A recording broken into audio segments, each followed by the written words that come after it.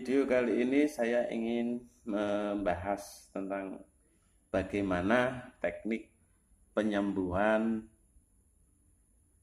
dadah cakra.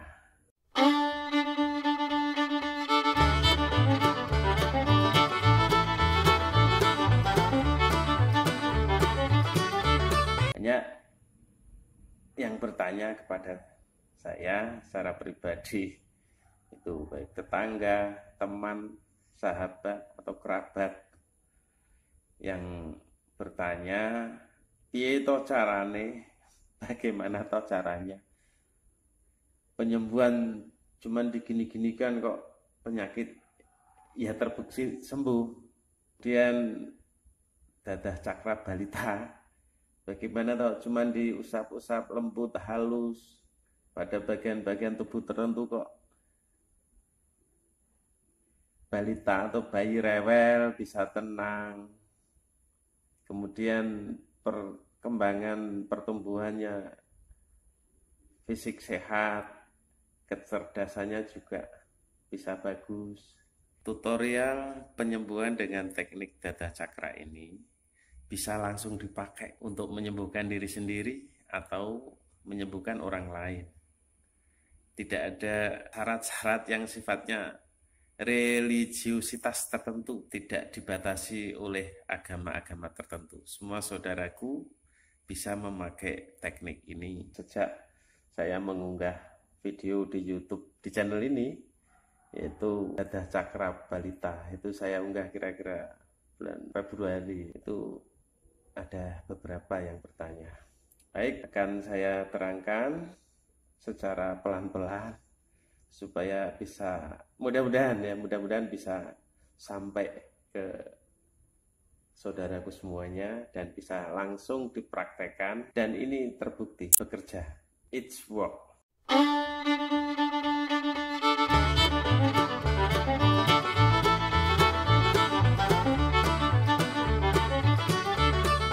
Assalamualaikum warahmatullahi wabarakatuh. Selamat datang di channel saya, channel Supriyo Shakib. Saya Supriyo bin Shakib bin Ahmad. Hari ini hari Kamis Legi, malam Jumat Pahing. Ini malam ke-8 dari Ramadan 1441 Hijriah ini. Di mana di bulan Ramadan tahun ini kita semuanya berada di dalam situasi yang sangat memprihatinkan, yaitu terkait dengan adanya pandemi COVID-19. Kita ikuti protokol dari pemerintah dengan penuh kesadaran dan tanggung jawab untuk sama-sama berikhtiar mengakhiri pandemi COVID-19 ini. Semoga segera berakhir, kembalikan kita pada suasana seperti sedia kala. Baik, saya mulai. Mohon diperhatikan baik-baik peragaan dan penjelasannya supaya ada kepahaman dalam diri saudaraku semuanya ya. Nanti kalau sudah ada kepahaman, sedikit paham, tolong anggukkan kepala. Itu artinya sudah terjadi ikatan, sambungan, ilmu sudah diterima, sudah masuk, dan insya Allah langsung bisa dipraktekkan. Anggukkan kepala ini aja ya. Yang harus dipahami pertama-tama di dalam diri kita ini, harus kita pahami itu anugerah terbaik dari Tuhan yang Maha Esa, Allah Azza wa Jalla. Ada tiga daya dalam diri kita ini yang ketika kita menyadarinya, kemudian mengolahnya, ya akan bermanfaat bagi kehidupan kita sendiri maupun orang lain. Pertama, adanya daya hidup atau basa Jawane daya urip. Daya hidup atau daya urip itu berupa ruh atau nyawa di dalam jasad kita. Ditiupkan dari Allah Subhanahu wa Ta'ala, Tuhan yang Maha Esa, ketika kita berada di dalam kandungan ibu umur 4 bulan. Itu sudah ditiupkan ruh atau nyawa oleh Allah Azza wa Jalla. Itu daya hidup yang menyebabkan kita hidup. Kemudian yang kedua adalah daya alam. Basa Jawane daya alam. Apa itu daya alam? Adalah unsur-unsur dalam diri kita ini yang selaras berasal dari unsur-unsur alam. Sumber utamanya ya dari matahari itu. Unsur-unsur yang ada dalam diri kita yang disebut daya alam itu ada 4 ya.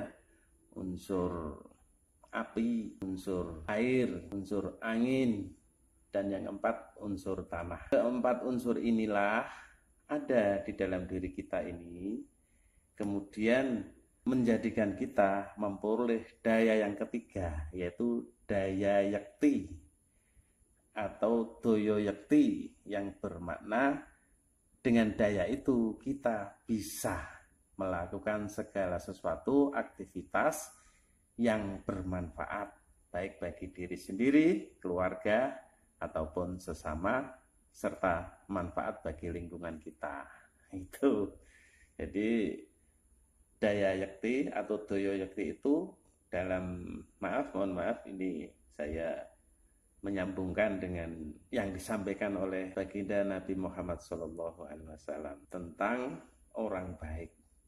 Orang baik adalah orang yang bermanfaat, banyak bermanfaat bagi dirinya sendiri, bagi orang lain, bagi sesama dan lingkungannya. Khairun nas anfa'uhum linnas. Itu, mohon maaf.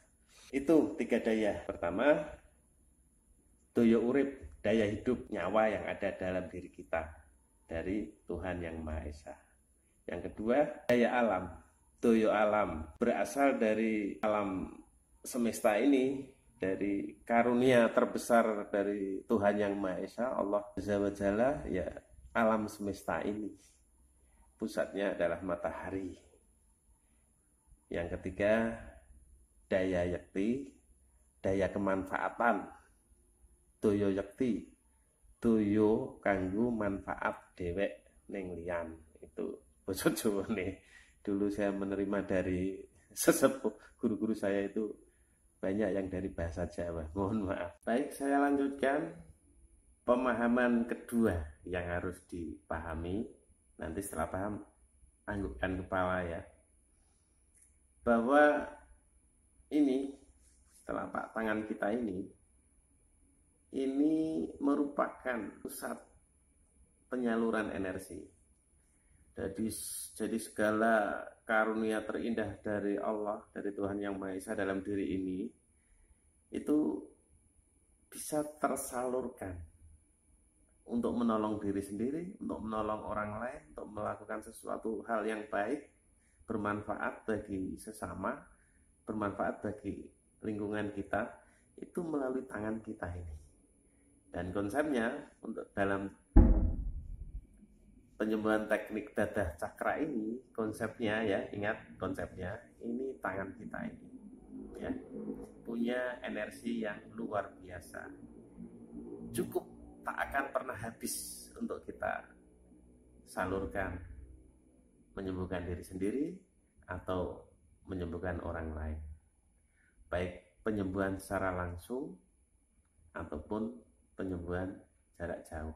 Tetapi yang untuk penyembuhan jarak jauh nanti akan saya buatkan video tersendiri lanjutan dari ini, karena ada beberapa tahap yang harus dipahami selanjutnya.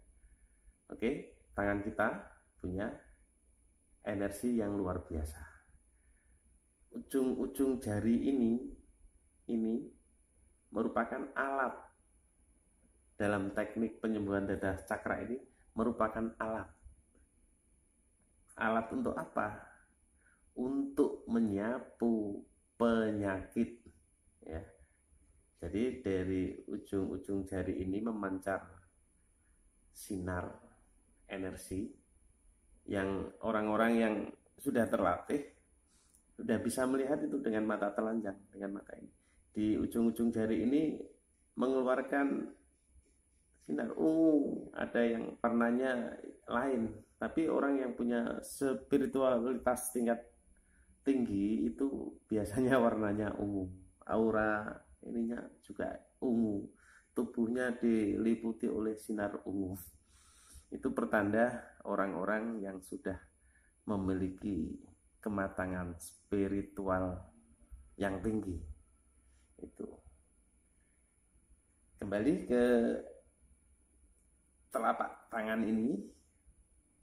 Ini yang kanan ya, mohon maaf, ini yang kanan, tangan kanan ini ya. Kemudian ini tandanya yang ada batu cincin ini yang kiri. Karena tangan kanan dan kiri nanti akan berbeda nanti penggunaannya. Konsepnya, jangan pernah menyentuh, memegang pasien dengan tangan kiri. Jangan ya. Berarti peganglah, sentuh pakai tangan kanan. Mengapa? Karena tangan kiri ini sifatnya menerima energi orang lain atau menerima energi dari eksternal, dari luar ya. Energi dari luar. Tangan kiri ini kalau digunakan untuk menyentuh orang yang sakit ya, orang yang sakit itu tambah sakit, tambah ngedrop ya, kasihan kan. Jadi pakai tangan kanan nanti ya. Itu. Kemudian bagaimana cara membersihkan penyakit di suatu tempat, di badan, baik untuk diri sendiri atau orang lain. Saya contohkan untuk diri sendiri ya. Misalnya penyakitnya di dada sesek, Pak. Gimana itu? Penyakit yang di sini, dirasakan di sini, dada ini. Itu tekniknya menyapu penyakit, niatnya membersihkan penyakit, menyapu penyakit dengan ujung-ujung jari ini ya. Ujung-ujung jari ini ya, itu. Berapa sapuan? Ini kan 5 ya. 1 2 3 4 5. Ini. Itu sapu. Ke arah kiri ya, ke arah kiri. Nah, menyapu dengan ujung jari ini ke arah kiri. Untuk niatnya membersihkan penyakit di tempat tersebut. Ini 5.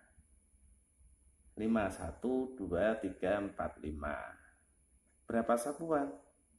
Itu 5 kali 6 sapuan ya. 1 2 3 4 5 6 buang ya. Itu 1. Diulangi 6 kali ya. 1 2 3 4 5 6 buang. Buang ya, isyarat membuang itu. Itu 1 ya. Kemudian diulang lagi 1 2 3 4 5 6 buang. 2 ya. Diulang lagi 1 2 3 4 5 6 buang. 3 ya. Ulang lagi 1 2 3 4 5 6 buang. Sampai 6 kali ya. Jadi 6 kali 5 30 sapuan. 30 kali 6 180 sapuan. Itu. Terus ada cara yang lebih cepat. Jadi tidak harus 6 kali 6 tadi. Caranya dengan menggunakan 2 tangan ya. Ini jarinya 10. Maka menggunakan 2 tangan ini kita lakukan 1 kalinya adalah 6 sapuan. Contohnya seperti ini. 1 2 3 4 5 6 buang. Itu dihitung 1 sapuan. Nah, kalau menggunakan 2 tangan berarti diulangi cukup 3 kali saja. 3 kali ya. Jadi jumlah sapuannya tetap sama, 180 sapuan. Itu angka 180 saya tidak paham. Saya terimanya dari guru-guru ya seperti itu. Udah mantep aja, pakai dan buktikan itu. Kemudian setelah disapu tadi, titik yang sakit tadi disapu sesuai jumlah yang disebutkan tadi, kemudian digetari dengan menggunakan telapak tangan kanan, ya. Arahnya ke kanan. Kalau menggetari itu maksudnya mentransfer energi positif supaya tempat yang sakit itu yang sudah dibersihkan penyakitnya tadi menjadi pulih dengan transfer energi dari telapak tangan yang kanan ini. Ingat, jangan tangan kiri loh ya, jangan tangan kiri untuk mentransfer energi positif. Pakai tangan kanan ini, caranya digerakkan ke kanan. Biar membuka energi positif mengalir ke titik yang dituju, itu gerak ke kanan. Ya. Itu ke kanan. Kalau membersihkan tadi geraknya ke kiri, menyapunya ke kiri, ya. Kalau mengisi energi positif itu ke kanan, ya. Cara menyentuh atau cara menggetari tempat yang sakit itu setelah disapu, dibersihkan tadi seperti ini, ya, pakai tangan kanan, arahnya diregangkan ke kanan gitu aja, itu dengan rasa ruhama, kasih sayang, welas asih kepada pasien. Kalau untuk mengobati diri sendiri ya seperti ini, dengan rasa belas kasih tadi, mohon karunia Allah diri penyakit cepat sembuh. Itu berapa lama? Ya secukupnya. Ini kalau orang-orang yang sudah peka, baik yang penyembuh atau yang pasiennya peka, itu disentuh seperti ini dari yang penyembuh. Di telapak tangan ini terasa ada energi yang mengalir keluar, nut gitu. Terus biarkan selama masih dibutuhkan pasien, masih terakses oleh pasien, ya ikhlaskan saja. Nanti kalau sudah cukup itu hilang, itu berhenti nut tadi, itu udah cukup itu. Tetapi untuk pasien yang lain jenis tidak perlu disentuh, tidak boleh malahan, ya, tidak boleh disentuh, cuman diarahkan saja, diregangkan ke arah kanan. Yakin saja dari telapak tangan ini mengalir energi positif yang bisa menyembuhkan penyakit pasien. Sampai berapa lama? Ya seperti tadi, sampai tanda yang di telapak tangan ini nut tadi berhenti. Kalau belum peka ya pokoknya mantep hati bagaimana gitu, selesai. Itu ada satu konsep lagi. Ada beberapa tempat yang tidak boleh disentuh baik secara langsung oleh tangan kanan ini ataupun secara getaran langsung menghadap ke situ, ke tempat itu.